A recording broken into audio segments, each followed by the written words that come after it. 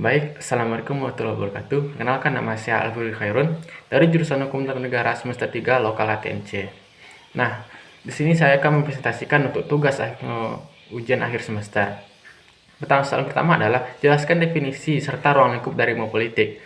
Nah, untuk definisi dari ilmu politik berasal dari bahasa Latin yaitu politicus dan bahasa Yunani yaitu politikos, yang berarti suatu berhubungan negara atau kota.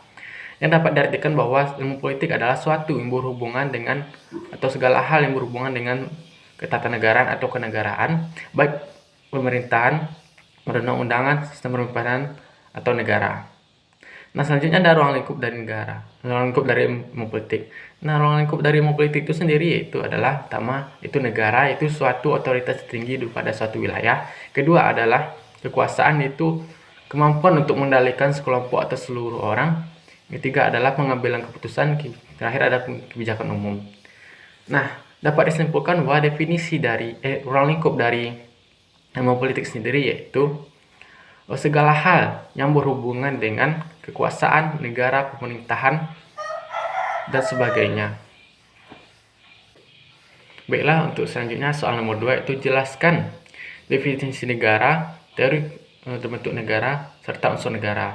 Yang pertama adalah definisi dari negara. Negara itu sendiri adalah suatu organisasi yang berada di suatu wilayah yang mempunyai rakyat, pemerintahan, serta wilayah, dan serta mempunyai pengakuan dari negara lain.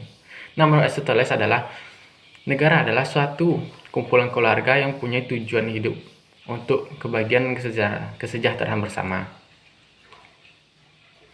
Nah, selanjutnya adalah teori unsur-unsur dari negara itu sendiri adalah yang pertama adalah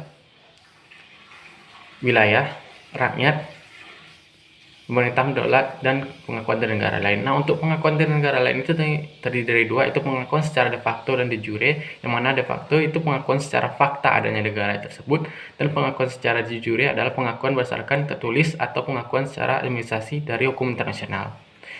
Nah, teori terbentuknya negara ini ada empat. Pertama adalah teori ketuhanan, yang mana negara ini terbentuk karena kehendak Tuhan sendiri, yang mana disalurkan kepada seorang raja untuk memimpin suatu negara.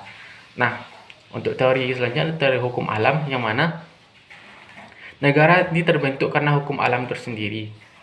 Ketiga adalah teori perjanjian atau kontrak sosial, yang mana negara terbentuk dari perjanjian atau kontrak sosial dari suatu bangsa atau baik negara lain dengan suatu negara lain. Terakhir adalah negara yang terbentuk, dan selanjutnya adalah teori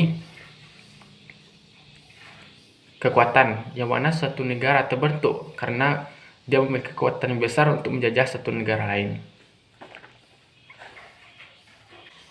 Baiklah, selanjutnya ada soal ketiga, itu mengenai bentuk negara. Nah, bentuk negara itu terdiri dari tiga. Pertama adalah federasi atau serikat, kedua adalah kesatuan atau unitarisme, ketiga adalah monarki atau kerajaan.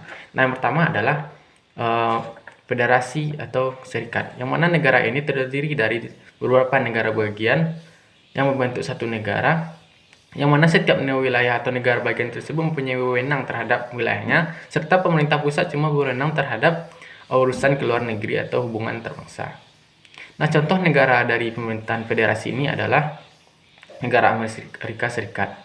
Nah, selanjutnya negara kesatuan atau unitarisme, yang mana negara ini terdiri dari satu pemerintahan pusat yang mengelola seluruh daerahnya, yang mana hubungan ke dalam dan ke luar negeri diatur oleh pemerintahan pusat. Contohnya adalah negara Indonesia. Selanjutnya adalah negara monarki atau negara kerajaan, mana negara yang dipimpin oleh seorang raja yang kekuasaannya diturunkan atau diwariskan melalui garis keturunannya tersebut.